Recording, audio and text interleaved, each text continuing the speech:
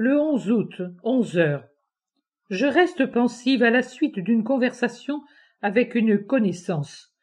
Tous voient la situation comme bien noire et devant encore durer longuement. Et j'ai hâte d'aller voir mon directeur spirituel. Jésus me dit, prends patience, prenez tous patience. Désormais, c'est une question de jours pour tous. Il n'a rien dit d'autre. Je n'écris rien de plus parce que je suis en train de voir et Jésus veut que je le voie.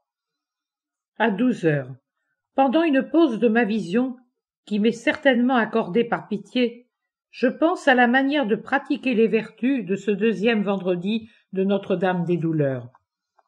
En ce qui concerne l'orgueil et la vanité, j'espère progresser assez bien après toutes les leçons que j'ai reçues.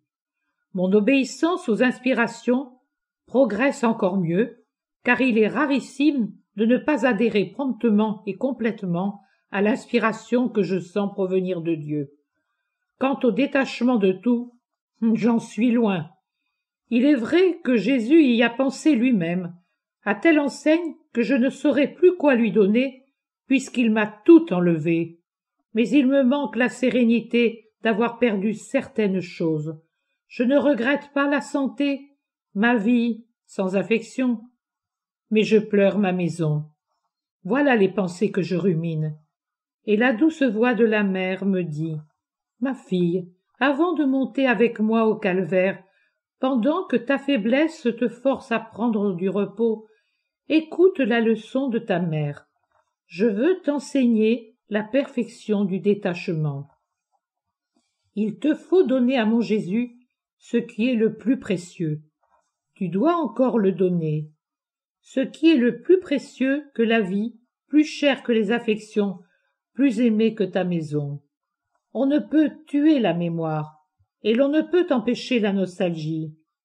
Il convient cependant que la mémoire et la nostalgie soient empreintes de résignation. Dans ce cas, il ne s'agit plus d'imperfection. Elles se changent en mérite aux yeux de Dieu. Ce sont des épines que nous serrons sur notre cœur afin qu'elles s'ornent de larmes et de sang et deviennent des joyaux à offrir au trône divin. Je les ai connus moi aussi, et je sais.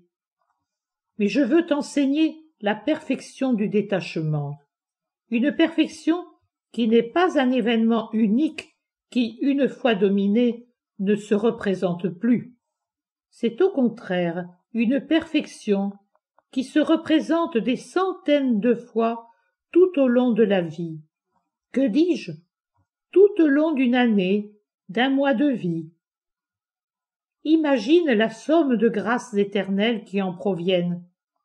C'est savoir se détacher de sa propre façon de penser humainement. De quoi cela se compose-t-il? Pour moitié de ressentiment, pour un quart de sensibilité excessive et pour l'autre quart d'égoïsme. Quelqu'un vous frôle-t-il d'une fleur ou d'une plume? Pour votre amour-propre humain si sensible, cet effleurement est plus blessant qu'un coup de fouet, plus que la pointe d'un glaive qui pénètre et sonde le corps. L'égoïsme se déchaîne alors. Je suis roi et je n'accepte aucune offense. Je domine et je ne veux aucune résistance à ma volonté. C'est là qu'apparaissent ensuite, entre cette sensibilité excessive et cet égoïsme impitoyable, les ressentiments qui ne meurent jamais. Les attachements à ses idées personnelles. Si tu veux être parfait, vends tout ce que tu as, a dit mon fils. Et moi je te dis, si tu veux être parfaite, viens, mets dans ma main ta façon de penser, ton attachement à elle et surtout tes ressentiments. Je les jetterai dans le brasier de la charité. Te paraissent-ils fabriqués dans une bonne matière? Tu verras que ce ne sera pas de l'or qui brûlera, mais du foin qui s'embrase et ne laisse que cendre. Pense en fille de Dieu. Vois-tu mon fils? Il est sous la croix, la couronne d'épines sur la tête. Pourtant, il ne pense pas à lui-même. Il dit, « Fille de Jérusalem, ne pleurez pas sur moi, mais sur vos péchés. Mais cela suffit. Continue à le suivre jusqu'au sommet. Et voilà encore quelque chose que la pauvre Maria ne doit pas faire.